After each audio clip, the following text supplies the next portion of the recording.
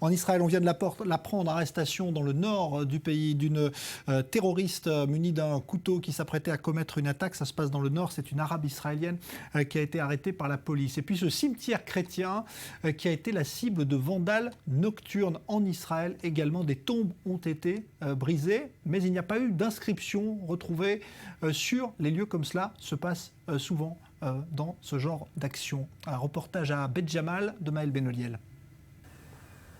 Des croix arrachées, des tombes vandalisées, un événement dont se serait bien passé le père Antonio.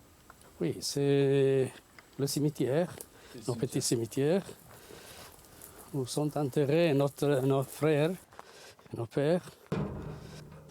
7 stèles sur 24 ont été détruites par des inconnus dans ce cimetière de Bet Jamal au moment des fêtes de Noël. Le prêtre de ce village, où vit une petite communauté de chrétiens, n'en revient toujours pas. Qu'est-ce que ça vous fait quand vous voyez ça?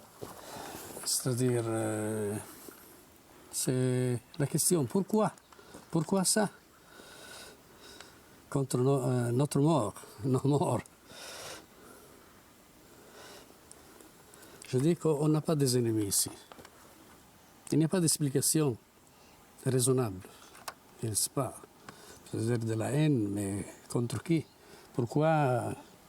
C'est le père en personne qui a été porté plainte au commissariat de la ville la plus proche, Beth Shemesh. Ils sont venus, ils sont photographiés, et ils ont fait tout ce que la police fait dans ces choses comme ça. Et après, on attend s'il y a une réponse, mais je ne crois pas qu'il y aura de réponse, parce que c'est impossible de savoir après. Ça, Nous sommes ici à une trentaine de kilomètres du sud de Jérusalem, sur les monts de Judée.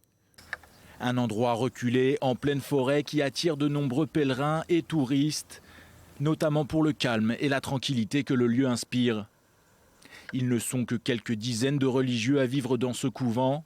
Le monastère, lui, est ouvert au public, mais c'est à 500 mètres de l'édifice religieux, au bout d'une route sinueuse, que se trouve le cimetière déjà centenaire. Conséquence de cette profanation, le cimetière sera déplacé plus près du monastère.